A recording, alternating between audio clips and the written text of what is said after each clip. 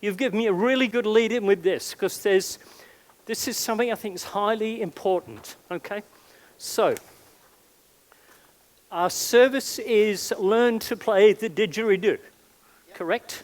Okay, so, obviously we need to have, what are the two really significant words in that expression? Yes?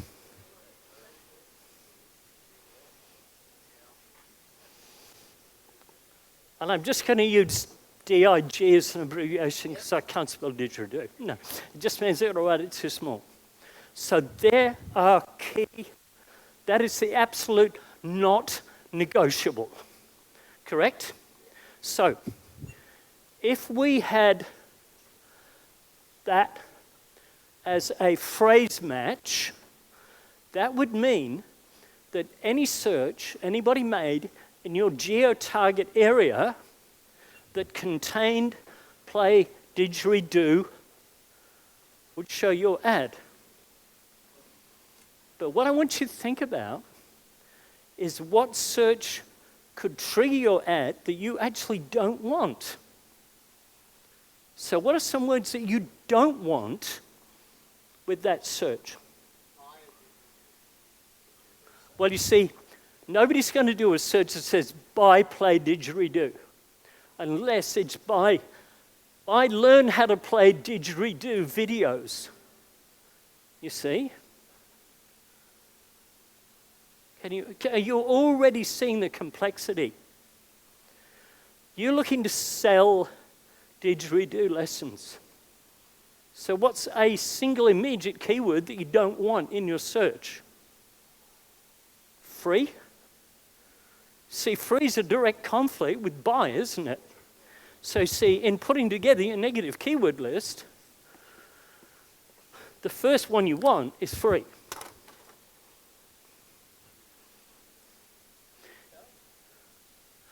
Well, if you're going to do it yourself, what do it yourself play didgeridoo? Aren't you learning to teach yourself? So you might want DIY, or do it yourself. You might want that, but it's a lower grade search. So you might want it in a second tier ad group with a lower bid. Okay? Are you selling this as a video? Is it an audio? Is it a webinar? How is it? What is it? What's the method of delivery? Online. Okay. So you would probably want to have online didgeridoo lessons or learn didgeridoo online, you see? Because there's another good positive search term, learn didgeridoo. But you see, free is still a negative. Is there printed music sheets that you can play from? Are there printed music? So probably printed sheets or music sheets could be a negative search term. Can you just begin to imagine the complexity of putting together a simple campaign for Learn to Play Didgeridoo? Without going into the details of how I do this, because we haven't time, when I do keyword research to set up an advertising campaign, from when I actually start to when that campaign goes live, typically takes me between 12 and 15 hours. Okay? 12 to 15 hours. I will frequently trawl through 1,000 or 1,500 search terms that are potential for that campaign. 1,000 to 1,500. I have one campaign that has 7,000 negative keywords in it. 7,000. Now it's for a funeral parlor. You see, the search they don't want is when is Nathan Jackson's funeral? Because he's already dead, they can't sell him a funeral. You see, the funeral's already been planned. So the negative keyword list contains every male and female Christian name we could find in English, French, German, Italian? Because we don't want to search for funeral notices. Think about that. 50% of the search around funerals is when is somebody's funeral. See, we put a campaign recently together for a company who sell ladders online. I'll let you have a guess as to how many search terms we had to work through to put that campaign together. And I'm not kidding here, I look at every single search term and say, do I want that or do I not? 2,000 search terms to buy a ladder. Okay, 2-step ladder, 3-step ladder, 4-step ladder, 5-step ladder, 6-step ladder, 6-step folding aluminium ladder, 4-step folding aluminium ladder with platform, electrician's ladder, 14 steps extendable, fiberglass ladder, 18 steps, stairs ladder, roofing ladder, guttering ladder, electrically safe ladder, 18-step electrical safety ladder, 18-step folding electrical safety ladder. I was totally brain dead when I finished that. It so hurt my brain, I took the next morning off to recover. Right? So I've got these search terms, and I've got them now in 2 columns. So I start with this massive list, and I filter them into column A and B, because all these search terms are in column B in a spreadsheet. So every search term I don't want, I manually drag it across and shove it into column A. All that's left then in column B, I just filter and sort them back so there's no spaces, and I go, okay, where can I see a dominant theme here? So fiberglass ladder. So every search term that's got the word fiberglass and ladder in goes in a column called fiberglass. Then I say, is that enough? Do I need to segregate this again? And sometimes I'll segregate that 3 or 4 times into different ad groups. You know how spreadsheets, the columns go A, B, C, and then when they get past Z, what's next? Yeah, and what's next? A, B.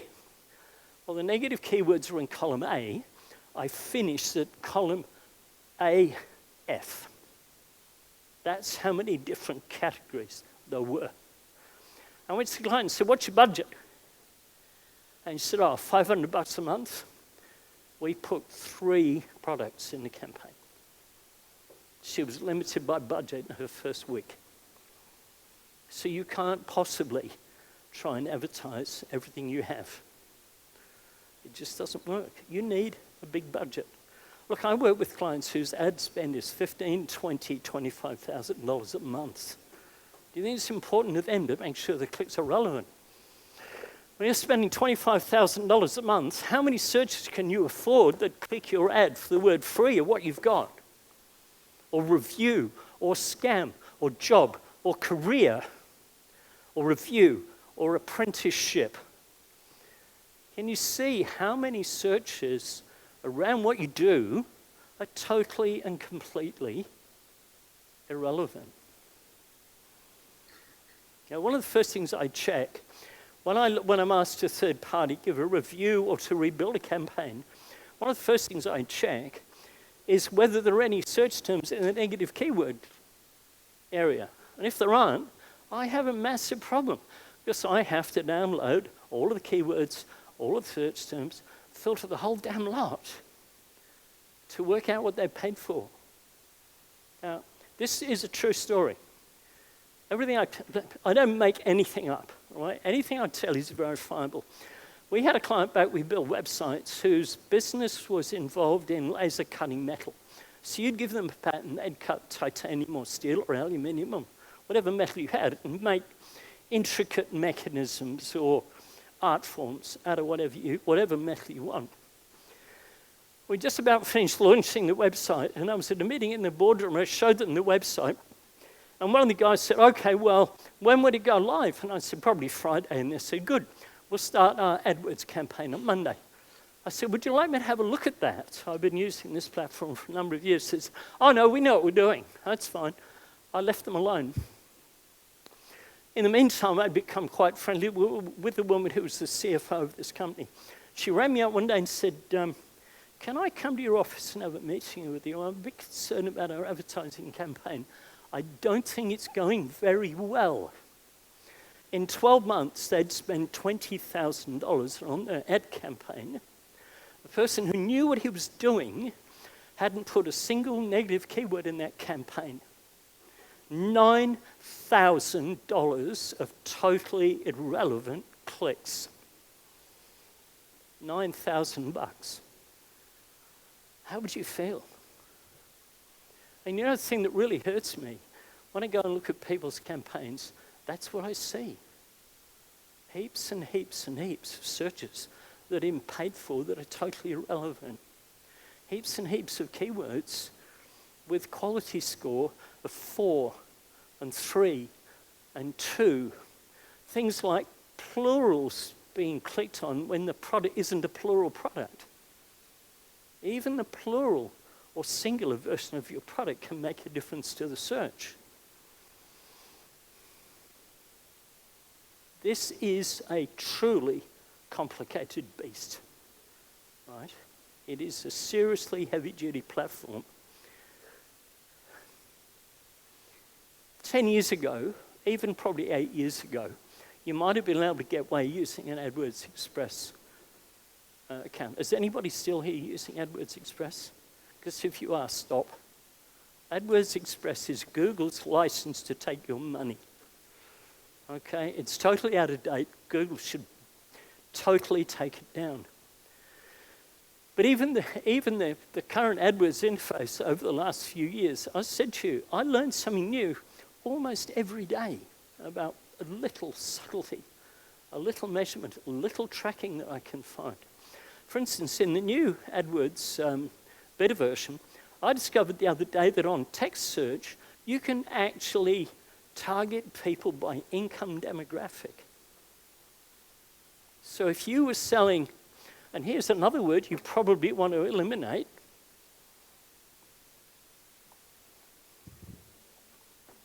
unless you're selling to a budget marketplace, you don't want cheap. You don't want used. You don't want secondhand, right? And the other thing too, that often the search term that says buy is an indicator someone's looking for something secondhand. If you don't sell secondhand, you might want to consider putting buy as a negative search term. I mean, buy dog food clearly is, you can't buy secondhand dog food, think about it. But you can buy a secondhand caravan or a secondhand recreational vehicle or a secondhand boat or used books. And if you don't sell secondhand or used, you don't want that search string in your ads, do you? Right? So if you're selling to the top 20% of income earners, the new interface actually lets you eliminate, and it's not 100% accurate, right? But Google know who you are. Google know your search history. They know everything you've looked for. Everything. Okay? Everything. They know who you are. They know how old you are. They know if you're a parent. They know what gender you are. Unless there's more than one person sharing a computer, in which case they don't know. But they've got a pretty good idea from what you search. See, even subtle things like searches like ladies and women's. See, men and women search differently. Okay? Think about the difference when a search for ladies and women's, and think about the connotations. One is males looking for things you females don't want to know about. True. So if you're appealing, if you're selling $2 million penthouses on the waterfront, what demographic do you want to sell to? How old is your buyer? What age group are they? Sorry? Baby boomers. Yeah. And what's their income percentile? Top 25% perhaps? Top 20? So wouldn't you want to target top 20% of income earners, male, female, over the age of 50? Why would you advertise to 25-year-olds? If you're advertising baby products, apart from grandmas who want to buy a cot or a car seat as a gift, who's your demographic? Hello? Male? Age 50? female, 25 to 35 maybe, right? Wouldn't you want to target her? And you probably want to target, truthfully, the top 50% demographic earning-wise, because she's more likely to buy online, because the lower 50% are going to go to Kmart or the discount pharmacy, and they're going to walk around the shops and find the cheapest on the day and buy it there and then. And you're not going to get that search online. Does all that make sense?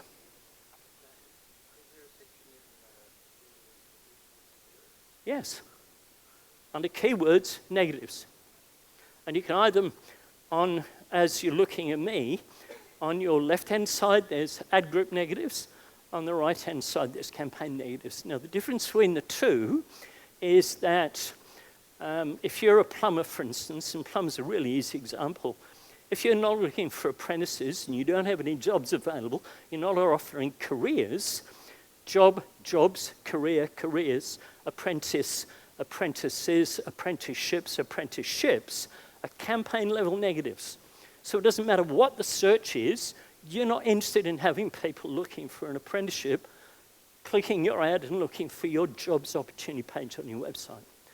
In your ad group level, if you think that we've got things like roofing, guttering, taps, toilets, drains, on the drains page you want to have taps, toilets, roof, guttering, all as negatives. See, if your keyword appears in two different ad groups, if Google can't decide which ad group the search would go in, it will go to the one that's got the highest quality score. But that may not be the right one. So again, even in assembling ad groups, which are like categories within a sector. If you think back to the slide I showed you earlier, we had campaign, then we had ad groups, we had ads, and we had keywords. And if you think to the relevance string, you want to make sure that you actually tell Google, I want this search to go to this ad to this page, not that ad to that page, because it's not relevant. So again, assembling your cross-ad group negatives just adds another, 2 hours of complexity to assembling your campaign. See, the objective when you launch a campaign, you want this thing to hit the ground running. You don't want it to stall or, in car terms, not get out of second gear. You want the thing in drive, don't you, from day one. The more time you take to plan it, the more chances you have when you launch it that it's actually going to get you a result. And yet we always say to people, look, if you don't get a result in the first month, don't sweat it, because all we're doing is validating concept. Okay? We're looking to see whether the keywords that we think are going to work are actually the right keywords, that we've got them in the right place, and we've got the ads right. So don't write one ad for an ad group. Please, write 6. You've got 20 ad groups, write 120 ads. And set your rotation to spread evenly. At this stage, don't let Google decide. You decide. But don't mess with it for 30 days unless you immediately see you've got something wrong. Because it takes 30 days for the quality score to filter through the system to tell you whether you're even on the right track or not. Okay? Another little tip too, never delete anything unless you've made a mistake. Always, if you don't want something to keep running, always pause it. Okay? Always pause. The reason for that is that when you delete it or edit it, you lose all the metrics associated with it. So if you've got an ad that isn't performing today, don't edit it, don't remove it, just pause it, write another one. Then in 2 months and 3 months and 4 months, when you're doing a macro review, you can look back and see which ad actually really did work. Because you may have had an ad with a low click-through rate, but a high conversion rate. And you wanted to see if you could get a higher click-through and maintain the conversion rate, but you didn't. So you can backtrack. When you remove it, you can't, because all the data's gone. And when you're doing something on paper with a pencil, what happens when you rub it out? It's gone, hasn't it? You can't go back 3 pages and say, I think I like that design better, because you rubbed it out. You keep it, and you develop it, and you say, you know what, we're not going in the right direction here. We need to go back to where we started. This is what we started from. We didn't like where it got. How else can we take it to where we want to go? Does that make sense? That's why you don't remove anything. Now let's see if I can reinvigorate this thing. We actually managed to get this working earlier. Isn't that amazing? The system doesn't like my laptop for some reason. So far, so good. Oh, fun. Oh, that's promising. Good.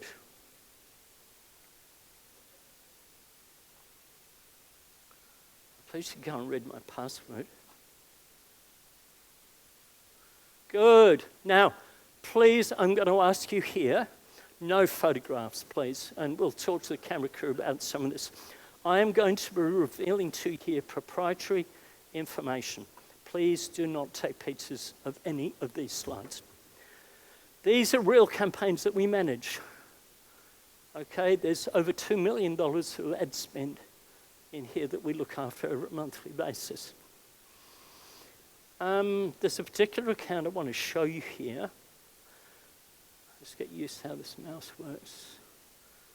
Where is it? That one. I took this campaign over a month or 6 weeks ago. I want to show you the comparison here because this is real stuff, right? This is very sensitive. I want to go back to, I think about the 1st of September. Okay, hit apply. I'll just make that go away. Can you see that? That's when I took that campaign over. The blue line here shows the number of impressions. The orange line shows the number of clicks. Which you'd rather have? That campaign was clicking at under 1% when I took it over. Under 1%. All I did two things. I eliminated a truckload of keywords. I mean, probably 70 or 80 that were totally irrelevant searches. And I wrote some new adverts. Would you like to see the adverts I wrote that worked? Yes. You would? Okay. Is that a real affirmative? Yes. Yes, good. You have to write sexy adverts, right? You have to write adverts that appeal to people's emotions. See, because here's the thing. You buy emotionally and you support it with logic. And I want you all to think about, who's wearing a wristwatch right now? Anybody wearing a wristwatch? If you are, please hold your watch up so we can see it. Now, can anybody see here like a $5 watch? No? You could have bought a $5 watch, couldn't you? Why didn't you buy a $5 watch? Tell me why. Is that emotional? Is that emotional or is that logical? I mean, why wouldn't you buy an Android watch? Hello? By the way, if you're in the market for a new phone, check out Google's new phone that's coming out shortly. The single best camera ever in a phone. Ever. So let's just look at the ads column here. Oh, by the way, you asked about where to put negative keywords. Let me just show you. Keywords. Negatives. Okay, really easy. Ad group level on the left, campaign level on the right. And remember too, that phrase matching is important. Okay, so if there's two words that synchronize in a search that are both negative, put them in individually. If individually they're not negatives, but collectively they are, think about how you phrase match them so that it doesn't clash and stop the search you want really happening. Okay, ads. Now this company, is anybody here English? Anyone come from England? Okay, I come from Hull. I'll tell you this will fascinate you. The guy that owns this company comes from Leeds, and the product is made in Grimsby, and it's sold on the Gold Coast. Now, isn't that really, that's weird. A luxury product made in Grimsby. Oh dear. I just need to go back a couple of steps here. Okay, so it's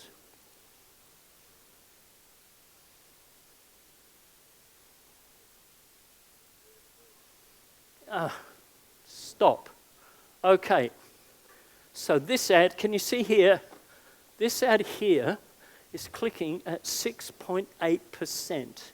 Now, let me just put this into relativity. The average click-through rate on all text search campaigns run on Google is about 1%.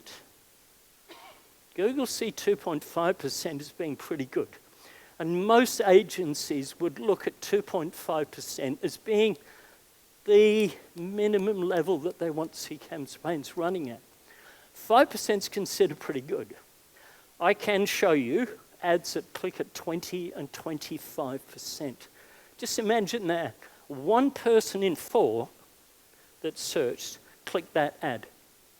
How'd you like to have that kind of traffic? Yeah. Relevance. In a perfect world, absolutely perfect world, 1 keyword per ad group. 4 or 5 ads, split test them, take them to 1 landing page. You'll get more intelligence from that than having 10 or 15 keywords with 1 advert. Okay, so you'll find out what people are really looking for. So, the ad actually reads, buy the motorhome you deserve. You need to look at these first. Luxury style and handling with amazing fuel economy lets you enjoy your trip. If you're in the market for a luxury RV, which should you do? Would you click that or buy RV best prices? Which should you click? Right? Don't buy any motorhome until you've seen Auto Trail, which is this brand. Based on a Fiat chassis, they drive like a car. Beautiful. Your friends will all want one when they see your luxury new motorhome. Guess what? Only clicked at 3.3%. By comparison with 6.8, that's pretty poor. The campaign, before I took it over, was clicking at 0.8%. Okay. 0.8 to 6.3. I took about 6 hours of work to do that. Okay. Pretty good. That's proof.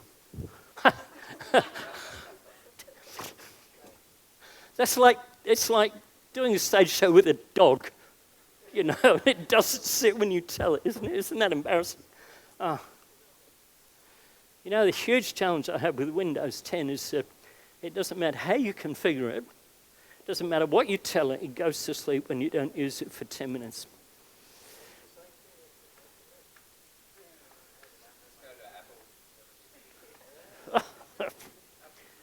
Don't take me there.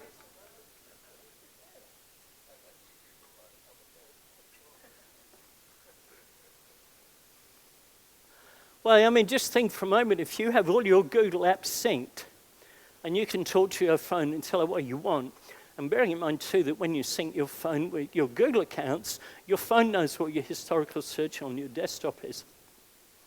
So you search something on your laptop, and you go to your phone, pretty good search, your previous searches are still there.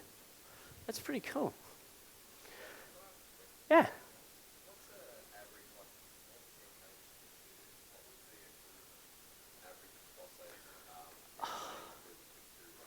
Look, it's incredibly difficult to answer that question truthfully, because some things are really tightly niched.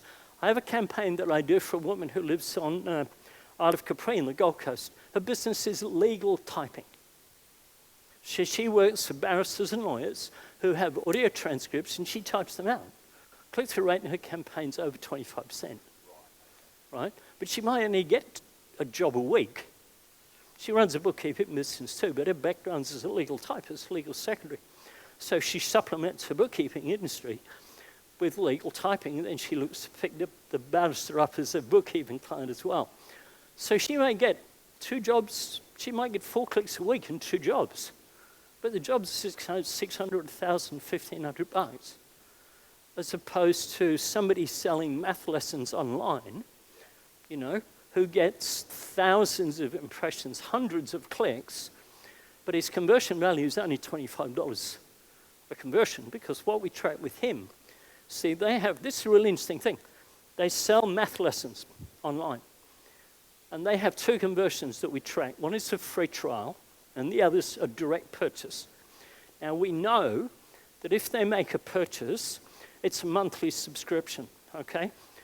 And we know how many months they subscribe. So we actually track the conversion by the value. So if you know that you've got a repeat business, and remind me if I must remember to tell you what the basic parameters for a suitable product for advertising are.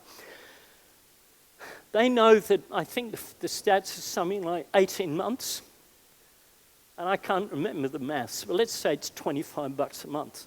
So they know that if somebody buys that, they've got 18 months at $25, revenue guaranteed coming in. They know if somebody goes for a free trial that 1 in 4 will buy the product. So that's a quarter of the value of a sale click.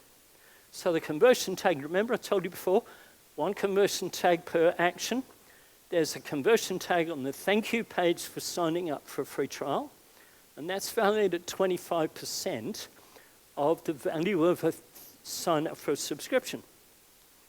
So at a glance in the reports, we can see how much was spent on advertising and the income it generated from one report.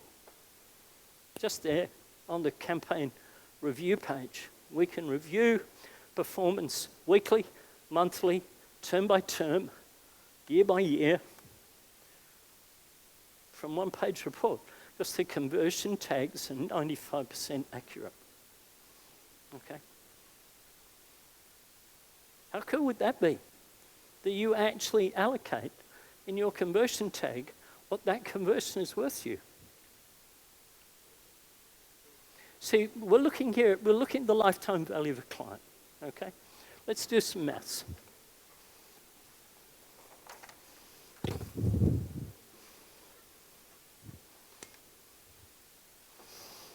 My basic rule of thumb is this. What you sell needs to be at least $150. Because frankly, it's too risky if it's below that, okay? And it should have 2 of the following 3.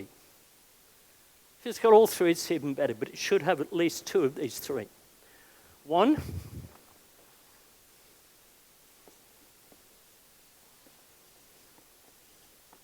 so for instance, if that were an online course, or it was a fee to watch a video that's built once, sold to many, a virtual product, you're going to have a high GP in that because you've made it. Once it's made, it's made. There's no further cost of goods sold, is it? You don't have to remake it every time you sell it. So that, you might have, you could pay $80 to make a sale, you're still making $70. You could pay $120 to make a sale, you're still making $30. And it's virtual. All you have to do is pay for the hosting, right? If the hosting's $1 a day, and you sell 1 a day, and you're paying $100 to sell it, you're making $49 a day for that one product. You don't have to do anything. All you have to do is make sure there's enough money on the credit card when Google take the swoop to pay for the ads. But if it's got a low GP, if it's costing you $100, then you've got to freight it, you've got $50 margin, and you can't afford to spend much on advertising. Does that make sense? Right? If your product's like that, and if it doesn't have at least 2 of these 3 things, don't put it on, and don't use text search. You can use display search, which I'm going to cover briefly, but I'm just adding complexity. I'm just looking at basic text search. 2, it should have an upsell. So, You've got that person to buy that product. We've got a remarketing campaign going or an upsell on the delivery page. For an extra $100, you can get a full printed transcript of this 2-hour training video. It's only a PDF. If you sell that for an extra $100, it's cost you $100 to get into that page. You've just made $150. So if you have an upsell, and particularly a really valuable upsell, so if only 1 in 10 buy it, your quid's in. If 1 in 10 buy a $2,000 upsell, you could spend $200 making that sale, couldn't you? Right? So do the maths. And the third thing is this: repeat. So, classic example here, bookkeeping, right? Now, bookkeeping's anything from what? 50, 60 bucks an hour? You know, most people, if you've got any kind of business, will pay 100, 200, 300 bucks a month for a bookkeeper, right? See, a bookkeeper will hang on to that client for 2, maybe 3 years. That client pays you 300 bucks a month for 3 years. How much have they paid you altogether?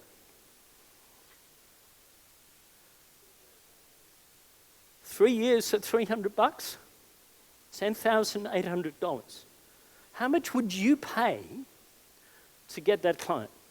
Now, bearing in mind, too, that the average bookkeeping client will refer one more client to that bookkeeper over a 3-year period. So, if that client refers another client, what's that sale now worth if the maths are the same? $21,600. Add a referral from that second client, how much is that sale now worth? $33,400. How much would you pay for that? How much would you pay to get a client that over 4 years was worth $33,000 in personal services? Let me put it another way. Let's say I came to you as a commissioned salesperson. I said to you, I will bring you people interested in having a bookkeeper. All you have to do is sell them, and you only pay me when you make the sale. How much will you pay me in percentage of that sale?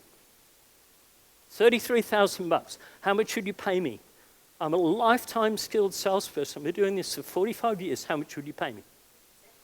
Okay, $3,000. I'd do that. Because if I knew that you would convert, say, 1 in 5, even 1 in 10, 1, 2, 3, 4, 5, 6, 7, 8, 9, 10. I bring you these 10 people, you sell one, it's $338 each. So why wouldn't you pay $338 in clicks to make a $33,800 sale? See, people look at their AdWords campaign from the most stupid perspective. How much does it cost per click? My answer is it doesn't matter. What matters is how many buy, because it comes down to cost of client acquisition and lifetime value of the client. See, I would pay, in a heartbeat, I'd pay 300 bucks in clicks to get a $33,000 sale. When we ran our website business, we used to advertise on AdWords. Our starting price, our base starting price for a custom-built website was $2,997, including GST. In a heartbeat, I'd pay 300 bucks to make the sale. I averaged about 120. Okay? So when we got a shorter referral business, because today every single client that we have in our business has come as a referral. When we started a website business just over 2 years ago now, in that client center, there were 3 accounts. There's now over 80. Every single one of them, every single one has come as either a referral or somebody we've met through networking. It's very rare that you can do that. And most businesses, you can't do that. But you can use this, okay? You can use this platform to drive traffic to your website. And if you're relevant, your ads are emotionally appealing, and they drag somebody to your website, and then your copy is seductive, and it appeals to the emotion, and it solves their problem. And you have a strong call to action, and you're not trying to put them into some damn autoresponder sales funnel. I mean, hello, truly. Do you want to go into an autoresponder loop to get a free report how to choose a plumber in Wollongong? I actually saw somebody try to do that. Your toilet's overflowing. It's 2 o'clock on a Sunday morning. There's raw sewage flooding out of your bathroom. Do you want to know how to choose a plumber? No, you just want a bloody plumber to come and fix it, right? So think about the offer. Think about the opt-in. If you have an opt-in, what's it for? What does the opt-in have to do? Now, when you hear the next speaker this afternoon, he will change your mind totally about having opt-in offers on your website, okay? I can tell you now, truthfully, on my website, there are 5 free downloads. Don't ask anybody to subscribe. I don't ask anybody to opt in. The information's free. Go there, read it. You make the decision. You make the decision to come to us. Isn't that nice when people make the decision themselves to come to you? When you get a phone call that says, heard about you through Fred, had a look at your website, need to talk. Is that a pretty good buying signal? How would you like that? Would you like that to happen for your business? Hi, my name's Fred. I've seen your website. We need to talk. Are they pretty much sold? You've got to really cock it up to get that one wrong, haven't you? Hey? What? Yeah. Yeah. But you see, if your search is... See, and that's where you see, that's why you have to know whereabouts in the buying cycle you're advertising to. Because we've only talked here about text search. Text search is either research or it's buying. So they're in market to some extent. How much is a holiday to Greece? The advert you want there is not buy Greek holiday. It's free download, 27 exciting off the beaten track things you could do in Greece. Are you going to get that? And if it's free when you get there, you're not going to feel pressured that somebody's going to be ringing you up or sending you emails. And you've got this beautifully presented PDF, 27 things off the beaten track you can do in Greece. Would you download it? Maybe you'd print it out if it was 8 or 10 pages. Maybe you'd show it to your partner, your significant other, your kids, your grandmother, your mother, whoever was going on holiday with you. And you're going to say, want to do that, want to do that, want to do that, want to do that, want to do that. And at the back page, there's 3 or 4 packages that says, this tour includes this, this, this, and this. Ring this number to book, 10% refundable deposit. What are you going to do? The likelihood you're going to buy. Now, you see, because we put the right ad in front of the right person at the right part of the buying cycle. And we haven't even covered display. So let me talk to you briefly about what Google Display is. Does anybody understand what Google Display Network is? Good. One in a lot more. We've talked here about text search. So this is when your text ad, and you can't use any other form of ad but text or shopping, in front of a text search. So display, and here's the big difference between Facebook, LinkedIn, and AdWords. Where can you advertise on Facebook? Facebook. Yeah, because it's a closed medium. There's nothing wrong with that. Where can you advertise? Where are your ads seen if you advertise on LinkedIn? Are they seen in the Courier Mail? What's the local newspaper in Wollongong called? The Mercury, isn't it? Illawarra Mercury? If you advertise on LinkedIn, do people see your ads in the Illawarra Mercury? No. But see, if you use Google Display, I can put your ad in any newspaper in the world you're an advert in. So if you've got unique wine tours of the southern Illawarra in a 1952 Buick, you could advertise that in the New York Times using Google Display Network. Google Display Network, Google have syndicated, they have the ability to advertise on literally millions of third-party websites, a lot of which are media sites. A lot of them are in apps, a lot of them are on blogs. So, you know, you go to a blog which is My Greek Holiday Adventures by Susie Cream Cheese. And she spent 6 months during Greece, and she's written, every day she's written a travelogue, right? And the way she monetizes that is by syndicating through Google's AdSense for Publishers program. She syndicates ads on her website that Google feed to. So if you're a travel agent offering 27 off-the-beaten-track things you can do in Greece, click here for free book, that ad would cost you maybe 15 cents a click, whereas on text search it might cost you $5. So you see, knowing where your buyer is in the buying cycle, whereabouts in that pipeline they are, you can vary the media, you can vary the message, and you can vary the offer and the page they go to. So you've seen adverts on YouTube. You know how they get there? Google. Who on YouTube? Google. Put adverts on YouTube. So you've got 27 unique off-the-beaten-track things you could do in Greece for not much money. You can target by age, by gender, by income demographic, by if they're a parent or not, where they live, and you could put a little ad. So there's videos on YouTube about Greece. If your little ad appears at the bottom, 27 off-the-beaten-track things you can do in Greece, click here. Go to website, free to F, download, remarketing, take it on your website. Everywhere you go for the next 6 months, you see ads about Greek holidays from my travel agent. How cool is that?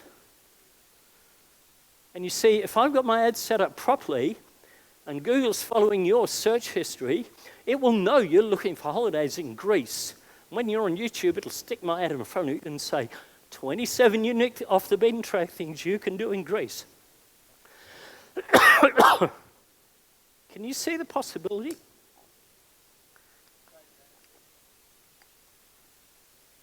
I look after the campaign, pardon me, for, who knows the Gold Coast well? Anybody here know the Gold Coast well? Up in the hinterland, up at past Springbrook, there's and it's very old, it's a really interesting, quirky place called Benneburra Mountain Lodge. Benneburra Mountain Lodge has been there for years and years and years. It's got an amazing history. And it's got literally from shared bathroom, almost backpacker caravans to 5-star townhouses with just the most breathtaking views, spas, gourmet kitchens, and everything in between. We advertised the business 125 kilometers from Springbrook. Just they know that 85% of the people that come there come from a radius of 125 kilometers. So we have search ads that say Benneburra Mountain Lodge with the current special. So if you're relying on SEO and you change your seasonal special from summer to autumn, in AdWords, it's done. 10 minutes, I've swapped the ads. So I just pause the ads that are out of season, switch the season on, create the ad with the offer, save. With SEO, it might take you 6 months for your summer special to disappear. So in August, people are saying, Benneburra summer special. You know, I'm not going to click that, it's winter. So that's the difference between SEO and AdWords. You remember the slide I showed you earlier? Your relevant information today. So we sling up a new set of graphic ads with Binnabar, Winter Special or Spring Special, or whatever it is, 2 rooms, just this much per night. They get, bear in mind, it's 125K. So that covers sort of the northern end of Brisbane, it covers sort of down towards Lismore and back to probably Warwick, roughly. Would you believe that through the display, the search and the remarketing, for a budget of $3,000 a month, their ads are seen between 2.5 and 3 million times a month in that environment. 2.5 to 3 million. We put an advertising campaign together for an air conditioning company in the northern suburbs of Sydney. We had to turn it off in 3 months. We turned it off for 3 months. They were 2 months behind in their sales appointments. And you know what? They still made the sales. All right? When the service department was short of work, we switch on an ad that says, aircon playing up, don't be without your aircon. We fix any brand, any model, 5 days a week. Leave the ad running for 2 weeks. They've got 2 weeks service work. We switch it off.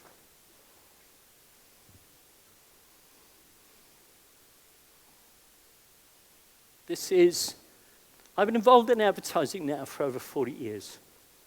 I told you earlier that I fell in love with this platform in 2002 because I saw that this could do something that no other advertising platform I had ever seen could do. Imagine you have a glazing business and it's spring. And you look at the weather forecast and you see there's a hailstorm going to hit Wollongong this afternoon. So you go in your ad campaign, you've got an ad group called Hail Damage. And the ad says, broken windows from hail, we'll fix and bill the insurer call now. You just switch it on, sit back, watch television, 7 o'clock when the hailstorm rings, 8 o'clock you get phone calls. And you get phone calls on Saturday and Sunday and Monday and Tuesday. And when the phone calls run down, you switch the ads off and go back to your normal ads. Show me how you can do that in any other field. The search is fix hail damage window. Hi, I'm a glazier. I'll come and fix your window. I'll bill your insurance company. $50. Are you going to ring somebody else? No. 2 broken windows in my kitchen. I'll be there in an hour. Click. You can't do that in a newspaper. You've got to book a classified advert in the Illawarra or Mercury a week in advance. How do you know last Sunday there's going to be a hailstorm on Friday? You don't. How do you know there's going to be a thunderstorm and the rain's going to come from a totally different direction to where it's come from in the last 6 months, and the gutters that never before got overloaded are going to get overloaded, and you're going to get calls to fix the gutters on the western side of the house because it hasn't had the exposed rain for 6 months. You got them from the eastern side last week because the rain came off the coast.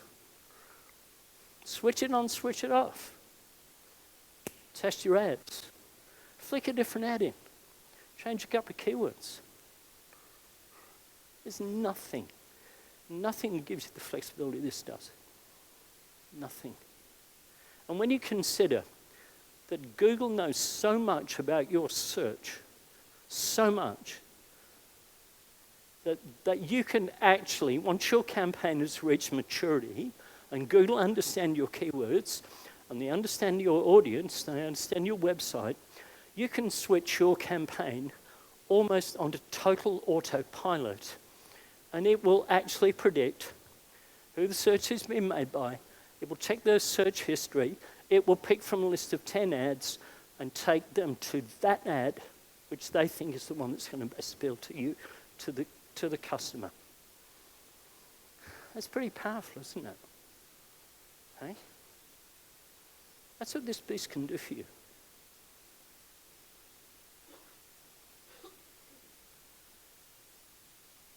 Who's got a question at this stage? I've probably just expanded your thinking beyond what you even thought this platform could do.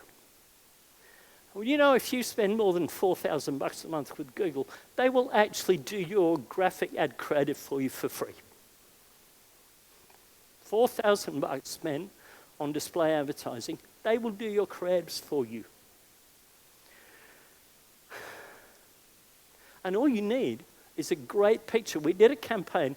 In fact, we've permanently switched this campaign off because this company got so many big long-term contracts, they couldn't cope with any new work. They're a custom truck body manufacturer in Orange, in New South Wales. Okay? They make the weirdest looking truck bodies you've ever seen. So I had them, we put a display campaign together for them, and it was a picture of this really, really weird truck. It was the strangest truck, seriously, I've ever seen. And behind it was the building with their logo on, and the ad read, "We do amazing things with bodies." That was a display ad. Google's thought process is that if you run a text search campaign, that a display campaign would probably click at about 10% of the click-through rate of your text search campaign. So if you're running a click-through rate of 5% on text search, you might get 0.5 on display search. This campaign in display clicked almost the same rate as the text search. It was clicking at over 2%. And it just said, "We do amazing things with bodies."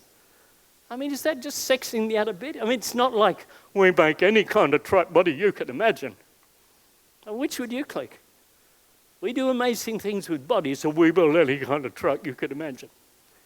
Yeah, there's a bit of, what was that queer guy for the straight car? What was the expression? He was zinging or something. What were you, juicing? I can't remember. But I mean, you see how it lifts the flavor of the ad? How about this for a swimming pool company? "Design the pool you want, we'll build the pool you love and give you hours and hours of family enjoyment. Concrete swimming pools made anything up to 40 meters call for a free quote." Which are you going to ring? Which side are you going to go to? And there's a picture of a beautifully landscaped swimming pool and says, "Does this one work for you? If not, look below. There's another 40 we've recently built. One of them might be like what you want. Take a look and call us." Clicked at 12% for 4 years. That one ad, 12%. Their average pool price was about $25,000. Apart from the one pool show that they attended a year that sold them about 40 or 50 pools, they were selling continuously 10 to 15 pools a month from that advert. "Design the pool you want, we'll build the pool you love. Hours and hours of family enjoyment." And it was relevant because the search was concrete in-ground swimming pool. They didn't do fiberglass pools, they didn't do above-ground pools, they just did concrete, in-ground, saltwater pools. You know, the other interesting thing about them, they weren't that attractive. And they weren't really imaginative swimming pools.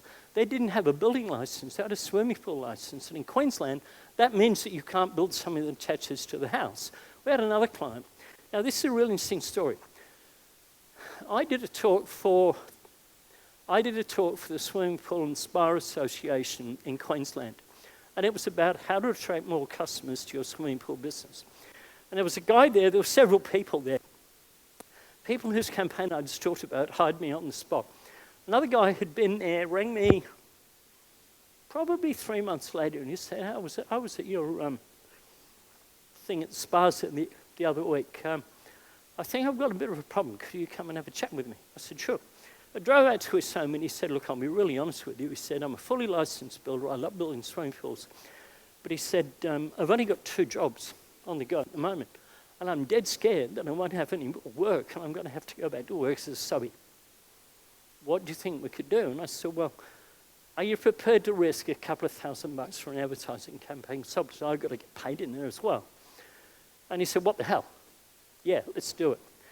So I said to him, and you know, some people, some purists might think this is a bit offbeat, but this is actually what happened. I said to him, who's your target market? And he said, inner suburban, gay LBT. I said, why? And he said, well, they've got small blocks of land, they want privacy, they want landscaping, they want pergolas, they want plumbed-in plumbing and barbecues and cooking facilities, and they have money. So I said, sounds like a pretty good target market to me. So we set up a campaign and targeted it 8 kilometres radius from Brisbane CBD. 8 kilometres, that's not very big. And the campaign, we did search terms like pools for small blocks, lap pools, plunge pools, stuff like that. And the ad read, beautiful private pools to entertain your friends. Just people in that community like to entertain, and they want privacy. Within 3 months, he was booked out 6 months in advance. 3 months was all it took, 6 months of work. We turned this campaign off permanently after 18 months of being on, off, on and off. One of the customers who met his target market group introduced him to a senior executive from a major sports club in Brisbane who built a very large, very expensive pool. He referred him on from there to a gynecologist who lived in one of Brisbane's absolutely most prestige suburbs. And he wanted his pool, he had an old pool, just bought the house. He wanted the old pool renovated. And my client said to him, I don't think you should do that. I think we should smash it, fill it in with the earth we're going to dig from there because the sun will do this and it'll be a better location. And we can do this and we can do this, we can do this. The guy said, how much? He said, about $500,000. He said, can I give you $100,000 as a deposit? Write him a check. The next door neighbour was watching the building of this pool over the fence. And one night, when the pool was nearly finished, he said, this guy, come round for a beer on Friday night. And the guy said, all right.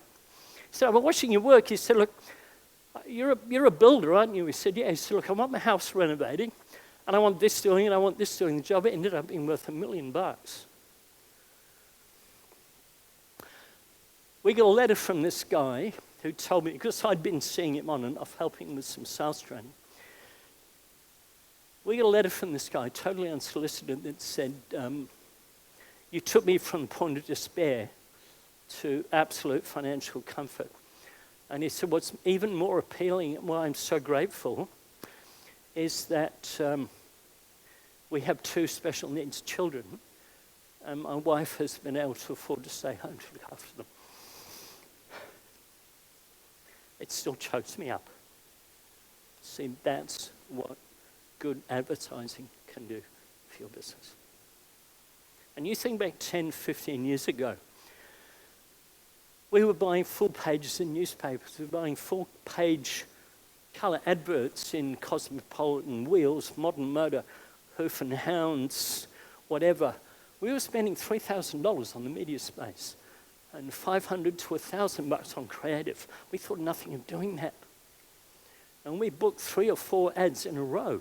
We were committing $12,000 and $15,000 without even knowing if the ad would work, right? And today people bitch about spending $3,000 for a website. And they bitch about spending $1,000 to run a campaign and have it monitored.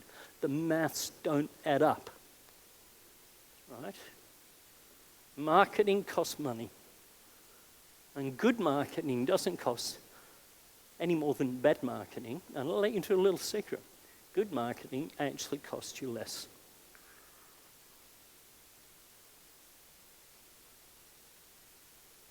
AdWords works for you if you know how to work it. If your product meets those criteria, if you have the guts to write an ad that differentiates you from everybody else in the marketplace,